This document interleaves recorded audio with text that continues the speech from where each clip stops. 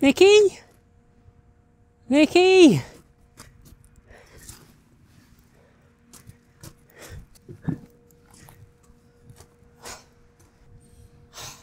I said 1100.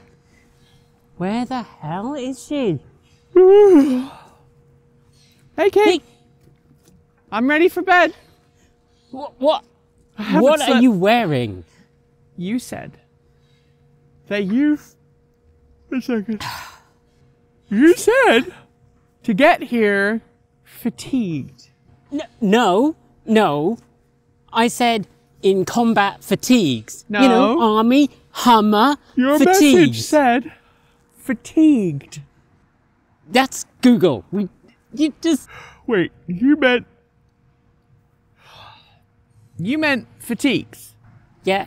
Military camo. Do I wear camo a lot? Not Kigu. Not Kiku. So what are we doing? I'm ready to sleep.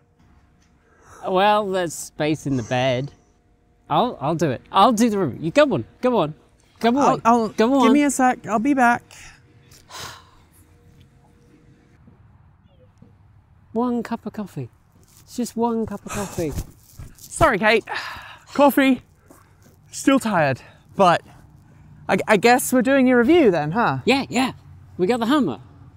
Yay! So, you got the keys? Yeah, about that. You've either got the keys, or someone else has got the keys. Hi! Hi. So you want to taste of real freedom, I mean, we'd like to review this vehicle? Please? Well, I'm afraid you're going to have to show me your passports. You have to be a real American to drive this vehicle. Oh, years of YouTube comments telling us that we're not American citizens. Yeah, we fixed that a couple of years ago. Right. All right. They're cleared. They're citizens. Over. Roger. Operation Christmas Special is a go. All right. There you go. Hey, I was here on time.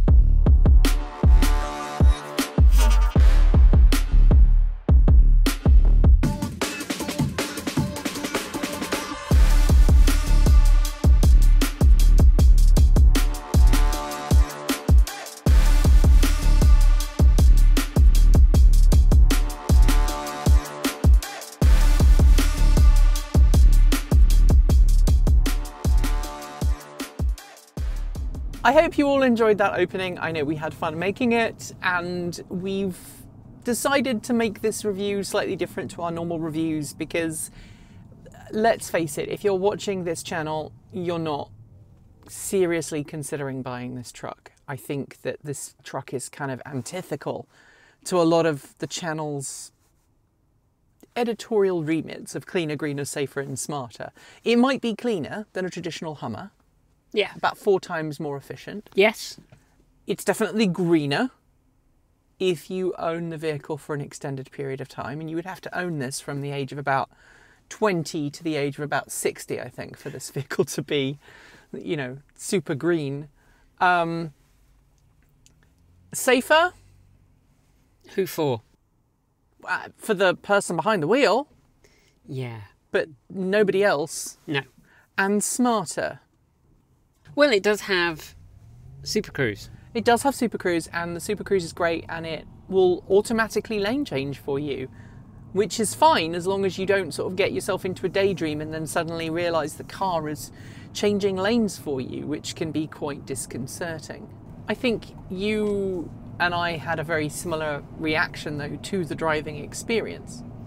Yeah, I mean, look, everyone knows that I am probably the least demographically appropriate person to test drive a Hummer. I am not their target market. I like small cars that are nimble and that handle well.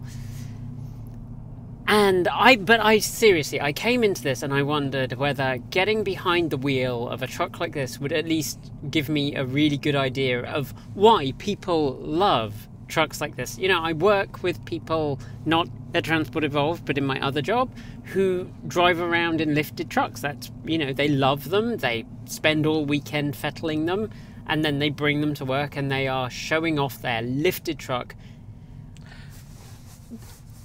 And this did not have that effect. Wait, your other job, you work with people who are in the medical profession. Yes.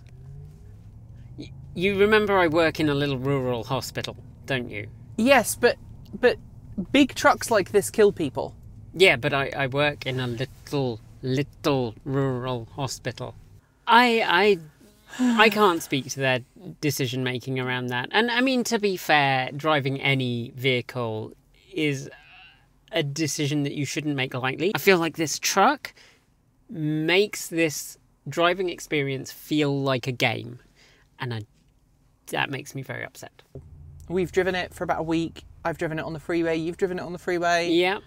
On the freeway, it is incredibly noisy because these roof panels come off, right? So right now in town, it's nice and quiet. But if you are on the freeway and you're doing anything more than about 50 miles an hour, the noise in the cabin is terrible. I actually had ear protectors in for a while just because I knew I was going to be in the car for 2 hours, and it is like driving my Morris Minor at speed.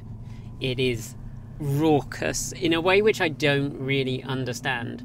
And in town, it has this acoustic package which they've developed, which is meant to make you feel like it's a powerful vehicle, and you can't turn it off. And that, it's just an odd decision to say that at the same time as saying this is how quiet it can be, which is part of their marketing package. And that obviously is in comparison to a gas Hummer, which is atrociously loud. So this is definitely an improvement. It's a lot quieter than an internal combustion engine Hummer. And, you know, it's got 3 electric motors. It's got over 1,000 horsepower. It absolutely guzzles electrons. I think the best fuel economy I've got out of this was 1.6 miles per kilowatt hour when driving it on a rural road at like 20 miles an hour. Yeah, I got 1.5 in town, I think, going downhill away from my house. When I was just driving it in town, I got 1.2.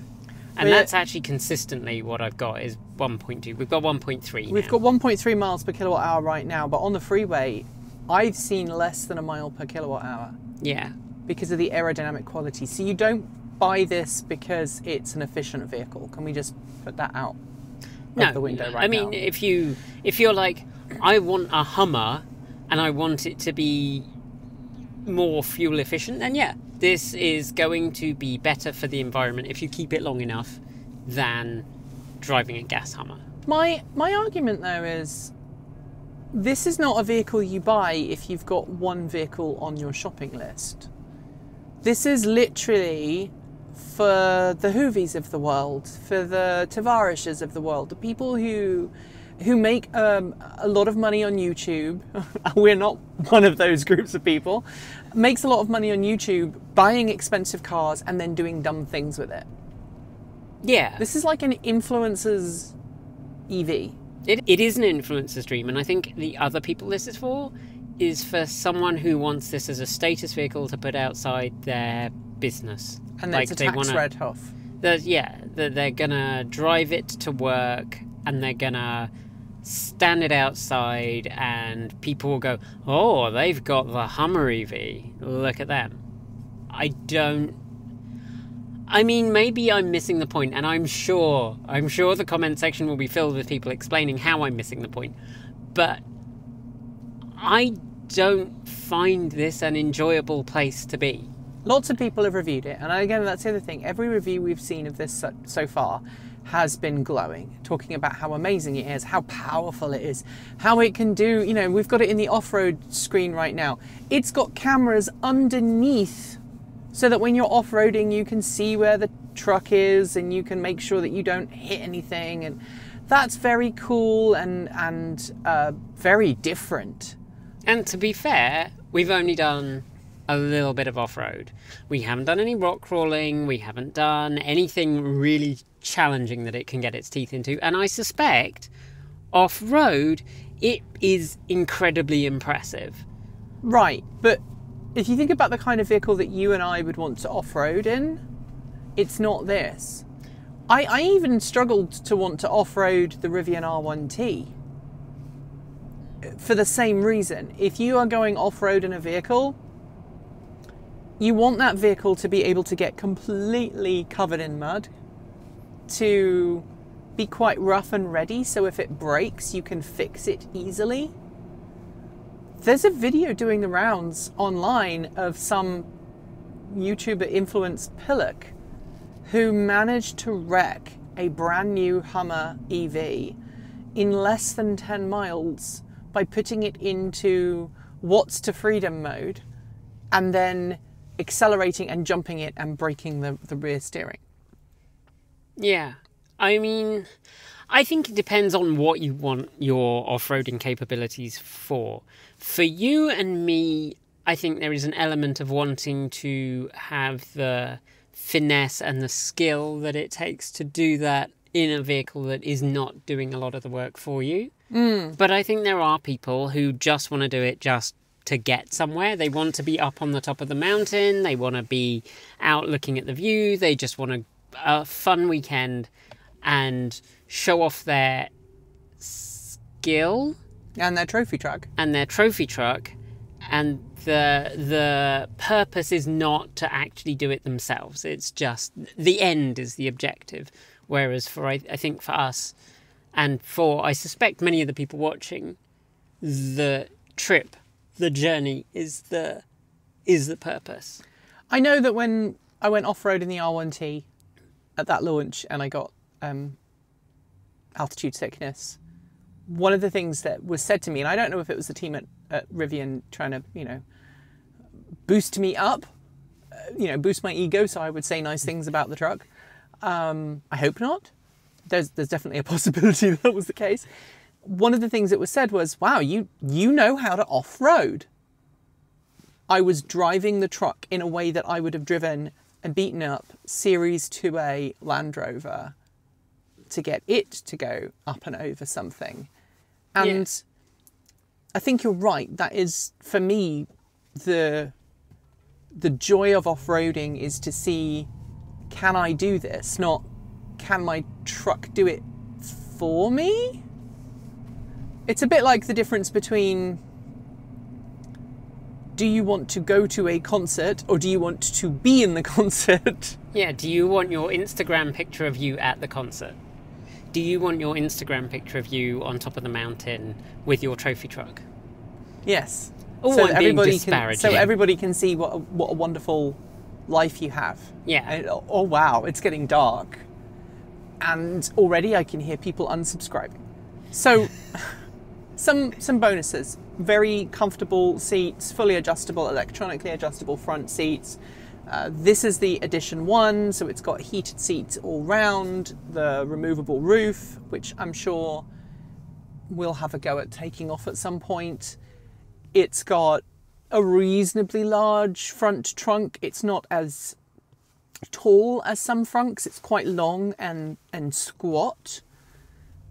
And some of that space is taken up by bags for these roof panels. I mean, if you are thinking of taking the roof panels off at some point, then you effectively don't have a front trunk. Unless you are okay with the interior getting wet, and I don't know if the interior on this is waterproof. It doesn't feel particularly waterproof. I really don't know, and one of the other reasons we didn't end up doing a walk around is that GMC provide very little information. There's no information on like the size of luggage volume or the size of the cabin. It just, they say it's got 1,000 horsepower and it's this long, this wide, this tall, basically, which is not ideal. And then you have the modes, right? So we talked about how difficult it is to get this truck to do anything. So you have the Watts to Freedom mode, which you can press, and you do that by pressing this button twice. I don't know if I actually engaged it.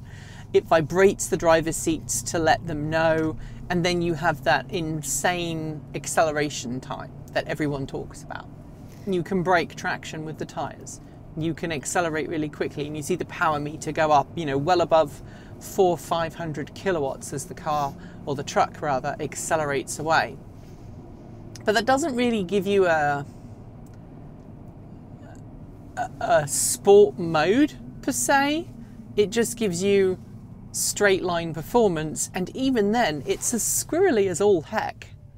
Yeah, it didn't feel like it was well glued to the road, but then I guess it is to an extent turning off a lot of the traction control stuff, so not really surprising that it's squirrely. You mentioned this array of buttons, and let's be fair, we're not doing a walk around, so I'm going to say I do like having buttons. Yes. The quality of these buttons is not great. One of these is broken on this truck, and it is this one here. 1,400 miles old. It's loose, and you just managed to turn one on just by brushing it, but this one just is loose. I mean, And it actually will just, if you press it, it just comes and hangs So down. I don't really know what's going on there. It does have all of the parking sensors. It will park for you. Like I say, it's got cameras all round, which is great. And you can lower it because it's got air suspension. It goes up, it goes down. But what about the driving experience? I don't know about you, but I have no idea where the front wheels are right now. No, I actually was like going over some bumps earlier when I was driving down because I was feeling like this is another vehicle with a dead fish in my hands. And you can't even... It's imperceptible. Like, you go over an object and... I don't know. You go over road surface that's loose or gravelly. I don't know. It doesn't feel any different. I find that quite disconcerting. I think that says a lot about the concept of this truck being I will go anywhere and I will do anything and screw anything that gets in my way, right? There's some snow in the mountains in the distance here, and I would love to take this up into the snow and play in the snow in it, and I think that would be great fun. We don't have the range. What do you mean we don't have a range? We don't have the range to go to the mountains. But they're only like 30 or 40 miles away.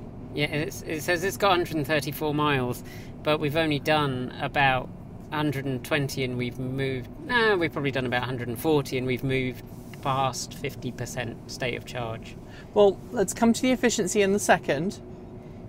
I think in snow this might be quite fun, but there isn't a snow mode. I don't think. I didn't see one. I didn't see one. You can lock the front diff, you can lock the rear diff. If the switch works. If the switch works. You've got the crab mode, so you can go sideways, which is fun. That is very cool. That is very cool. And it's got the rear wheel steering, which makes it handle a much smaller vehicle than it actually is.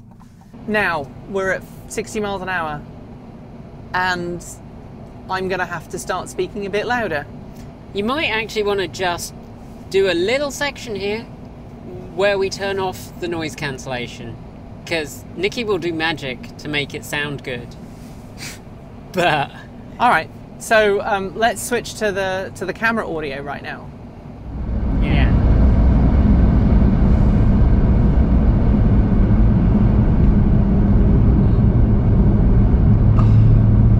It just wallows.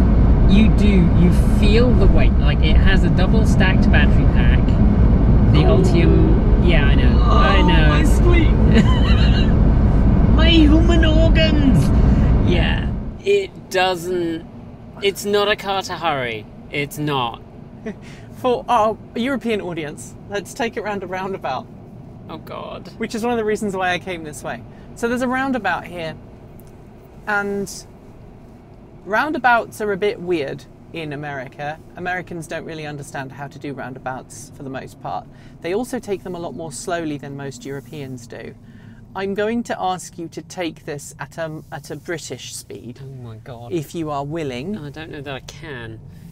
Alright, off we go. Oh, Jesus. Oh no! No, I It can't. wants to break free. It wants to break free. Wait. I don't know if you can hear that. That's the sound of the rear tyres Okay. thinking about braking traction. Yeah, no, I can't. No. I can't push it. Let's go. Let's get that way. This Yeah, one? Yes, that one. Oh God. Yeah, I mean, I feel slightly nauseous now. you could actually, I don't know if you could hear it, but you could hear that back tyre screaming as we were going around there. And we weren't even going fast. I mean, Like- I used to take roundabouts that size in my Twizy at 50 miles an hour. I would take that in the minor at a good 40 without a problem. And now everybody's going to tell us in the comments that we were driving dangerously. Yeah.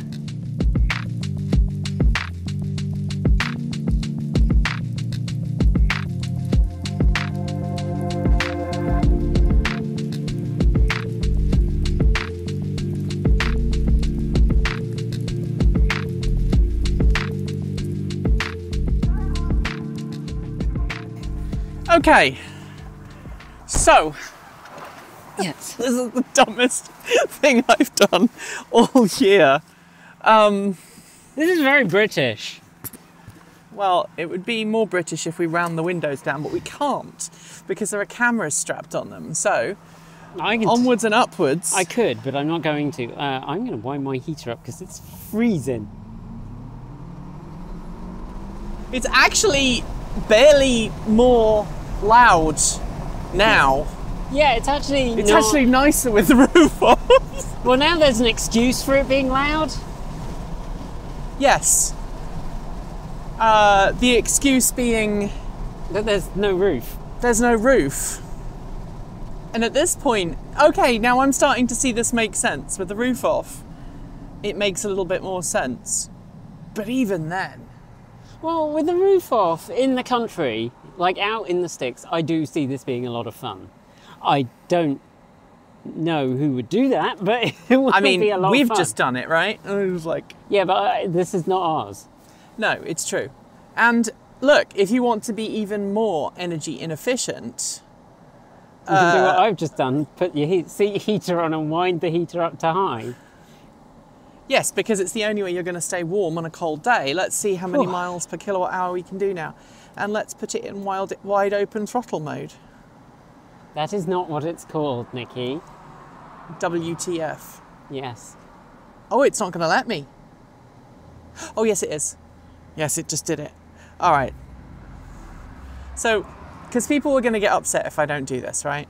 So it's going to lower the truck down. It may or may not get there in time. Here we go. Are we ready? There's a Yeah. police officer. Yeah. Maybe not right when the police are coming. That's an outtake right there. That was epic timing. That was an beautiful. epic timing. All right, so we are in the wider face mode. Yes. And I know a little road up here that we can turn down to experience this. It seems very British, what we're doing right now. Being very cold Yeah. with our roof off. Woolly hat, but it's not raining, so you need the top down in your car. It's not raining.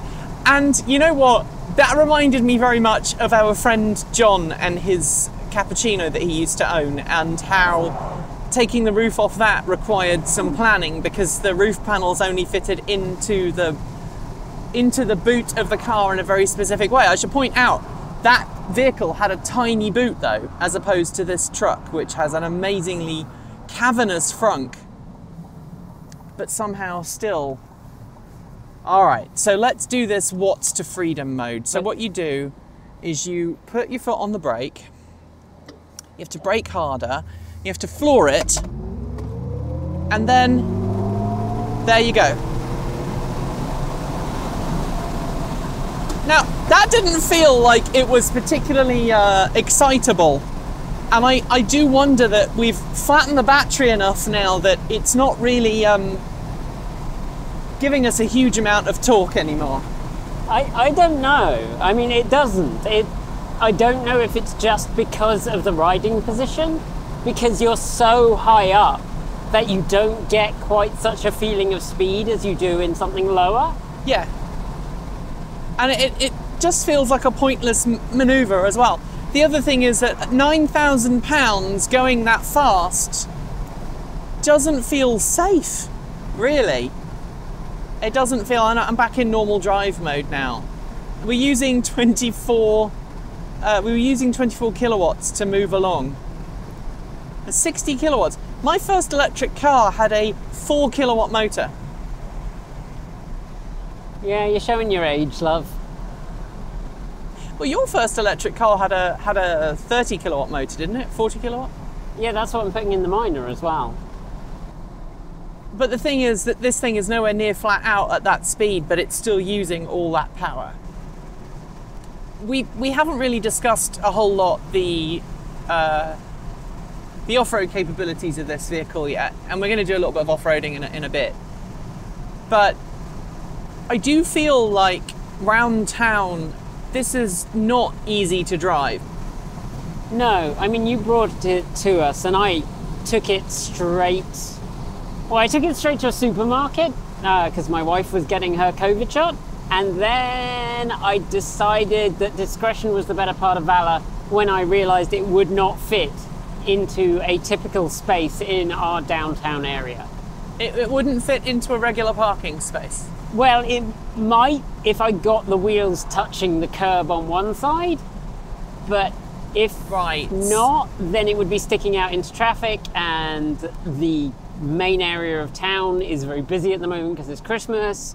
And also, frankly, I think leaving your car sticking out into traffic is both obnoxious and a good way to end up with a big dent in it.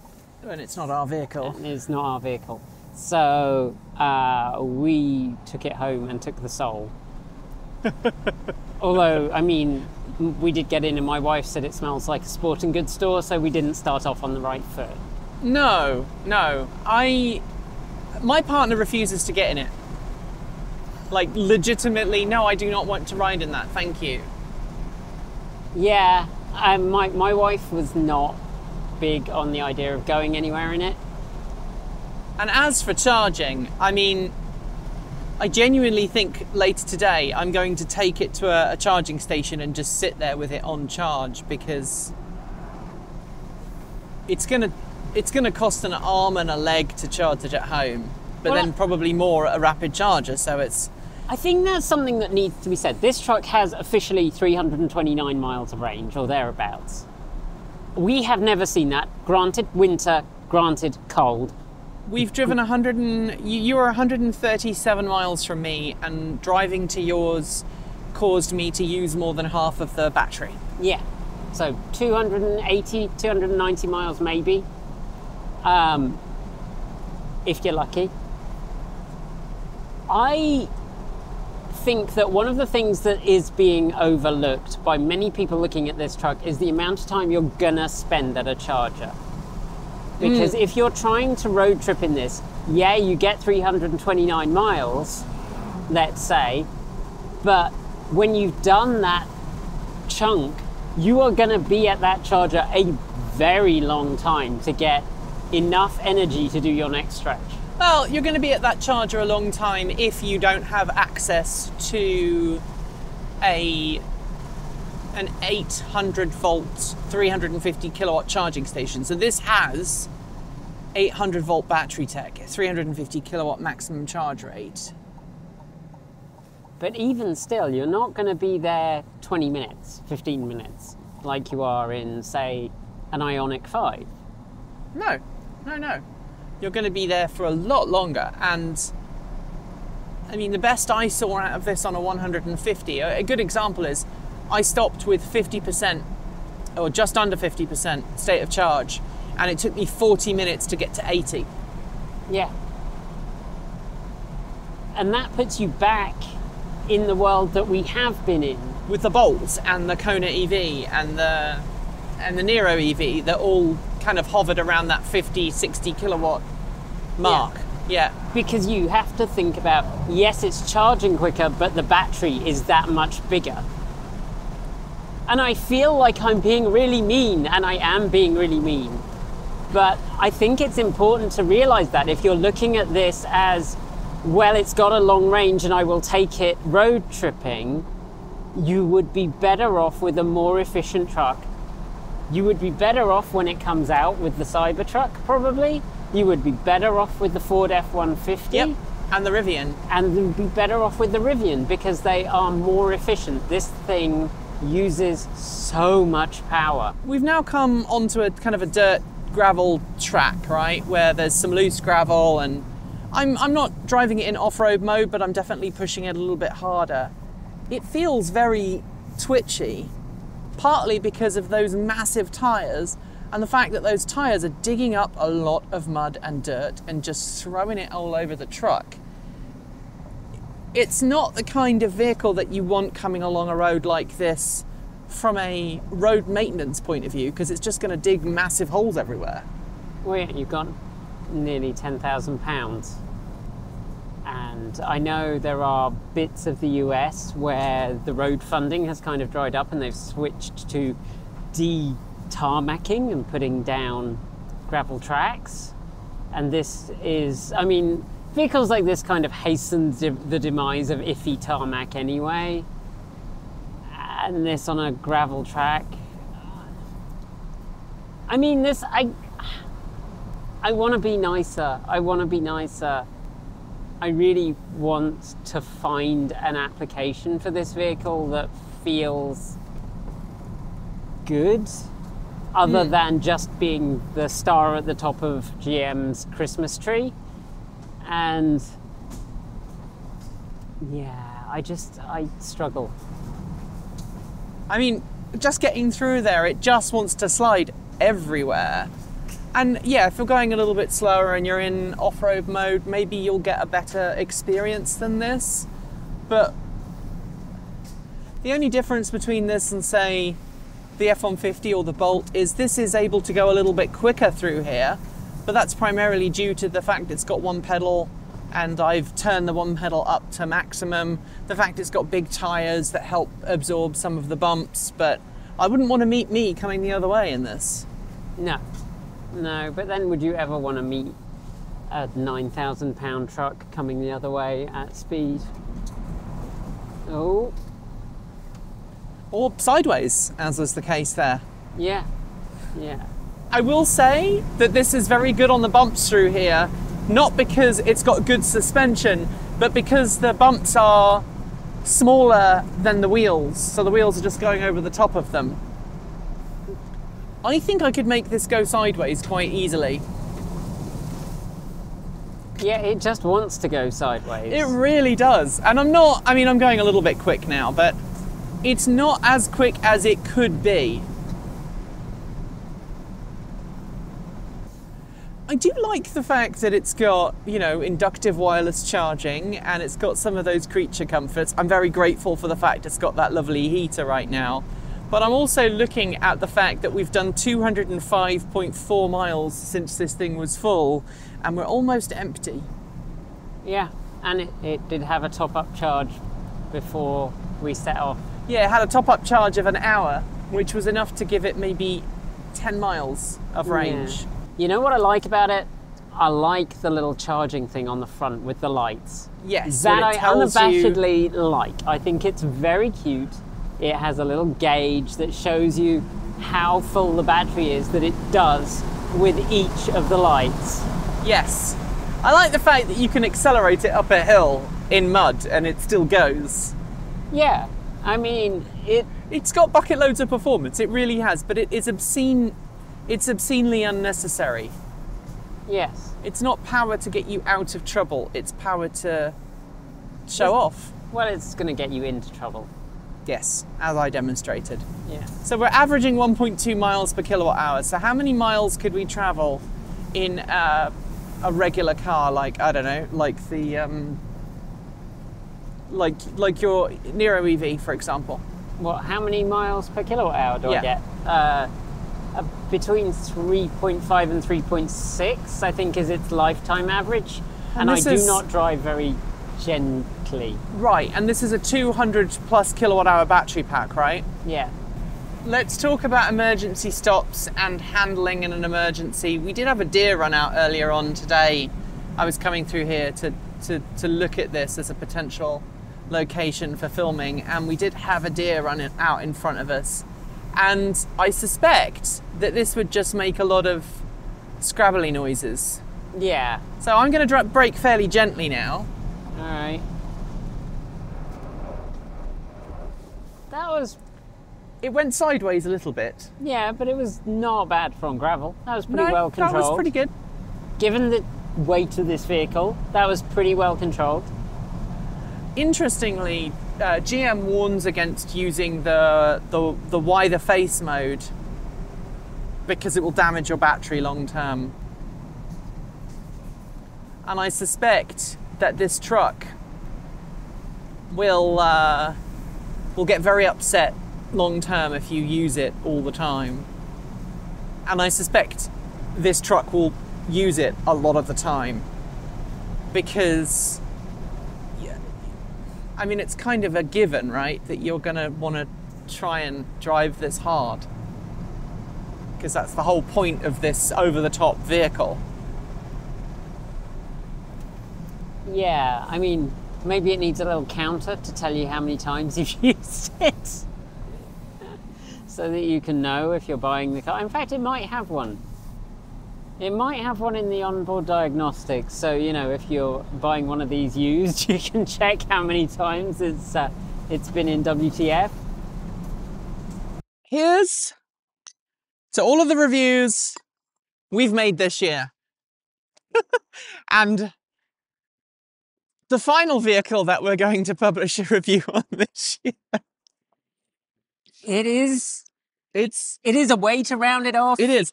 I feel like I should point out here that we are going to be publishing reviews at the early start of 2023, which were actually filmed in 2022.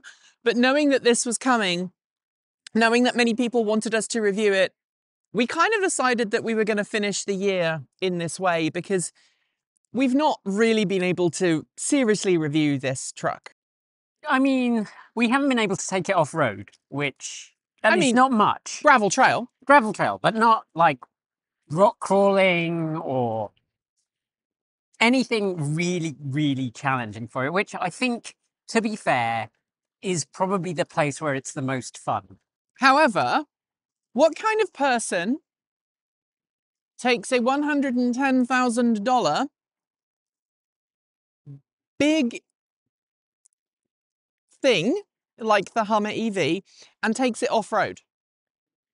Someone with a lot of money. Who's probably not watching this channel. No, to be fair, probably not watching us. I mean, and it's been nice. We got to dress up. We did the Kigu gag and the camo gag and all of that. But I was talking to Michael as we've been filming this, and I've been talking to you, and I've been talking to Erin, and we've all had that same frustrated feeling about this vehicle. From an engineering standpoint, it's very impressive that GM has taken a lump that is nearly 10,000 pounds in weight, given it astounding performance, astounding, allegedly, off-road performance. We haven't, like you say, we haven't been able to check that out. And a large battery pack. In fact, I think the largest non-commercial vehicle battery pack that's ever gone in an electric vehicle to date. Yes. I mean, from a purely engineering perspective, it is an impressive feat. Whether it's a feat that I'm terribly fond of is another question. There must be something about that truck that you like, though. I think there are elements of it that are well done. And to be fair, you know, being able to pop the roof off, that's quite fun. And if you're out in the sticks, rock crawling or whatever in the summer, and you stay out somewhere nice and up in the mountains, probably really nice to have that open. There are some elements of the UI that work really well. And the seats are comfy. See, I don't find the seats particularly comfortable. And the interior in the cabin is very, very noisy. I think you measured over 100 decibels on the freeway. It was very loud. Which I believe is above what would be considered safe for more than about 30 minutes. I mean, you warned me ahead of time, and I did put ear protectors in to drive some other way. And I used to DJ, so I just, in the end, I was like, yeah, this is annoying me. I'll just turn the music up loud, and which is what I used to do in all the old classic cars I used to drive with their noisy engines. I mean, it's the same kind of noise level as a Morris Minor really hammering along with bad door seals. Yeah, it is very loud. To be fair, though, I don't think either your Morris Minor nor my Morris Minor, in one go, have cost $110,000. No. Over their lifetime, definitely. We won't talk about that. We But- won't talk about that. But in one go, no.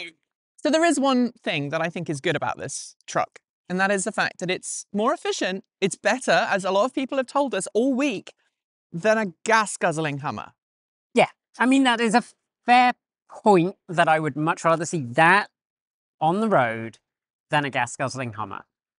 My hesitation comes from the fact that a Hummer has not been in production for years. So they've brought it back to build this. Yes, it's an exercise in excess and a flagship attempt that will be aspirational and appeal to a lot of people, because this is the flagship Ultium platform vehicle at the moment, and it's supposed to be a sign of things to come. That is the batteries for 4 mid-size vehicles. More. Yeah.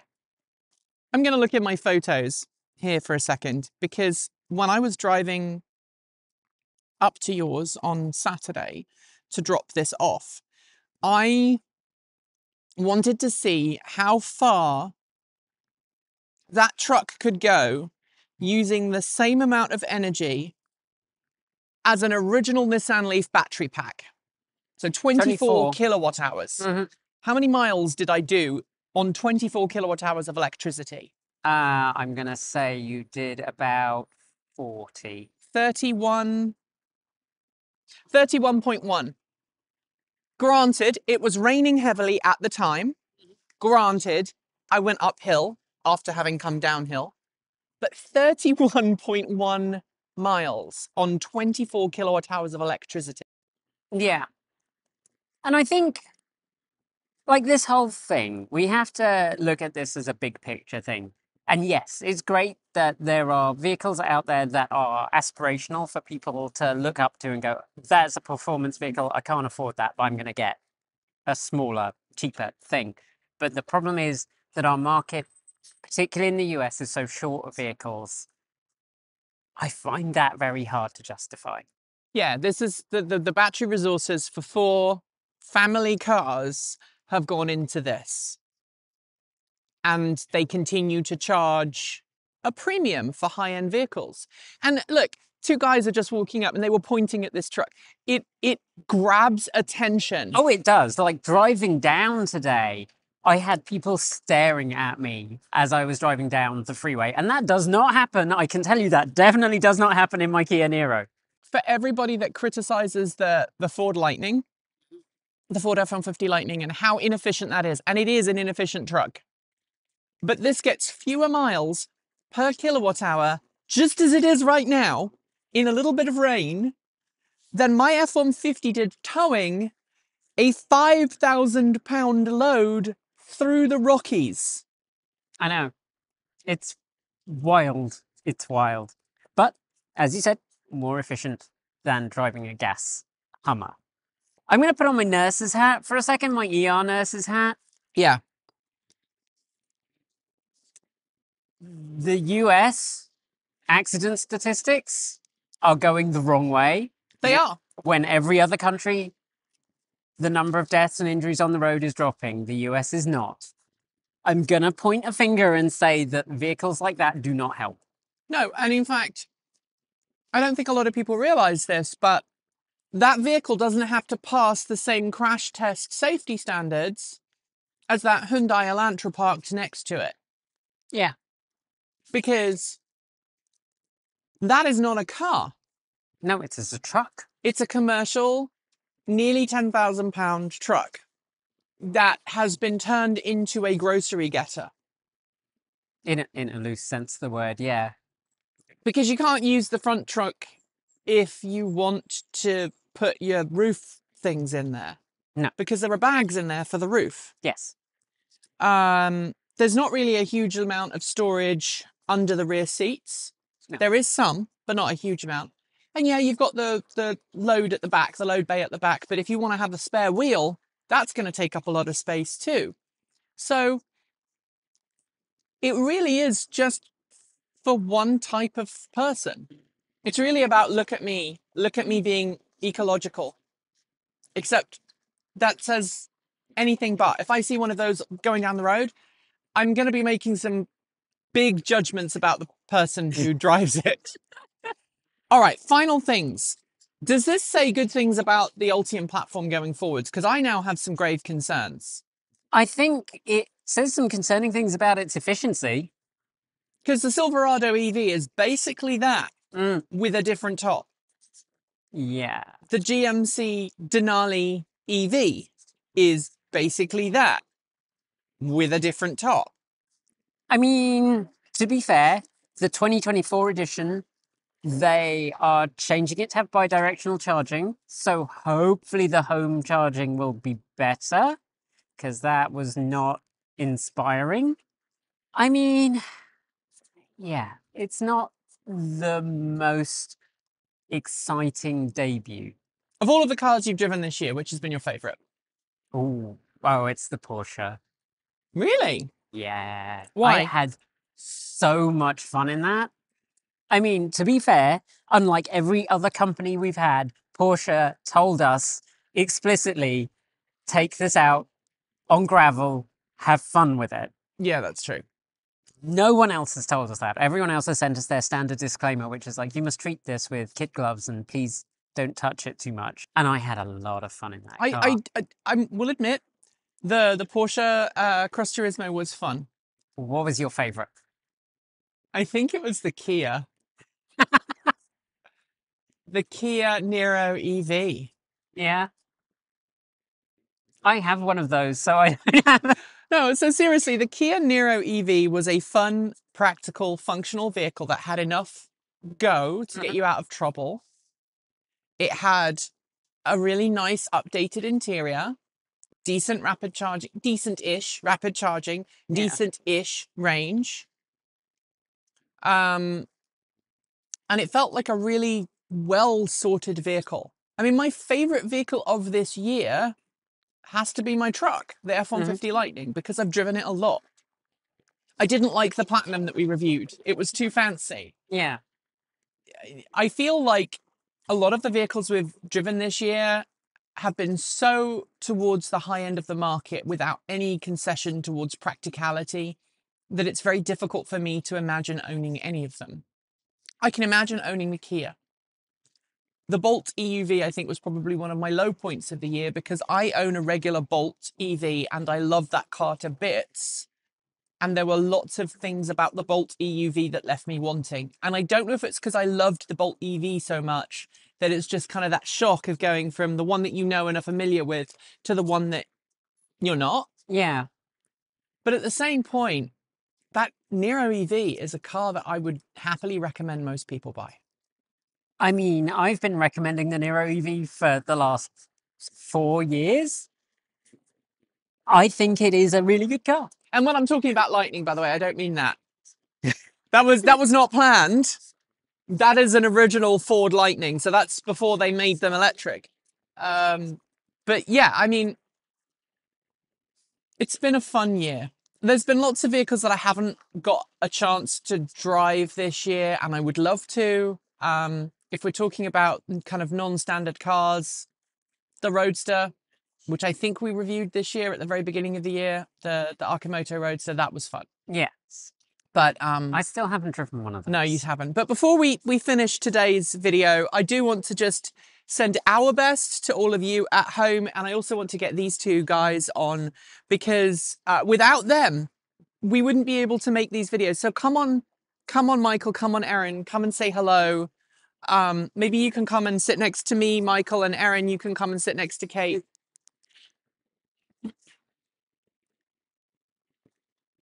So I'll try not to walk. No, you're fine. You can be in. you, Like right here. It has been a fun year, has it not? What has been your favorite car this year? Selfishly, it's the EQS. Realistically, it's the Lightning. Really? Realistically, it's the Lightning because it's the only really true usable EV that I've seen that isn't gimmicky. Like, Right. Erin? I'm trying to remember because Mach-E was last year, wasn't it? The Mark E was last year. Yeah, you can't have the marquee. I like that one though. Oh, that's a really hard one because I mean, they've all been really good in their own respect, but we've all had, we've had some stinkers too. So And Erin gets to put up with Michael complaining about it, and then Kate and I complaining about it. it's really funny because I don't think anything that we've gotten really measures up to your love for the Fiat 500. no, nothing. Not even the Mini Cooper. Yeah. No. So, The Mini Cooper, nothing cornered like it. No, that was the second Yeah. place for It me. was, but it just did not have the charm that I was hoping. I do want to thank both of you though for putting up with us this year as we've strived to make as many videos as possible. A hat tip to the lovely Winter. We miss you, Winter. It's sad that we lost you this year, but we know that you're still about and promoting EVs, so you rock. you do. And I also just want to thank you guys at home for watching. It has been financially a tough year for this channel. We've been doing all kinds of stuff. Running a channel like this is very expensive, and we've been running as lean as we possibly can. So if you'd like to support us into next year, please follow the links below. You can support us through Patreon, or you can support us through YouTube. You can send us a Bitcoin donation if you don't care about the planet, or you can send us Ko-fi. That's also cool. Or buy one of Erin's amazing designs over at the swag store. We are also going to be doing consulting next year, Yes. which is Kate's baby. Yeah. So we've been taking bookings on our website. You can check that out at transportevolve.com. Yep. And You can you also- can book us to come and talk Yeah, at your business or or virtually. your community center, or if you live in somewhere which has an HOA and has a building where you can come and talk to people. We've done Yes, that. We've done that a couple of times. We've done that quietly and it's been very successful. You can also hire us to help you buy a new car, which is fun. We've already got a couple of people signed up for that. Yeah. And of course, we don't have to do it in person. We can also do it virtually. So those are the options available. We're going to be making more content next year. But until then, thank you to the amazing people who support us below, or rather to our right. They're scrolling there. names over there. Kate's much better at this than me now. Thank you to the amazing supporters. We don't have the names today, but know that you are wonderful. Without you guys, we literally wouldn't still be making content, and we wouldn't be getting big ass trucks to joke about. We've got some smaller cars coming next year. We promise. In fact, our first one of the year is a car that I've been wanting to drive for a long time. So, and it's small and affordable. So it is going to happen. Anyway, whatever you are doing, I hope that you have a peaceful time to end off the year. We will be back soon. There's some more content coming over the next week before the new year. But until then, have a very Merry Christmas, a very Happy New Year. And from all of us here at the channel, as always, keep evolving.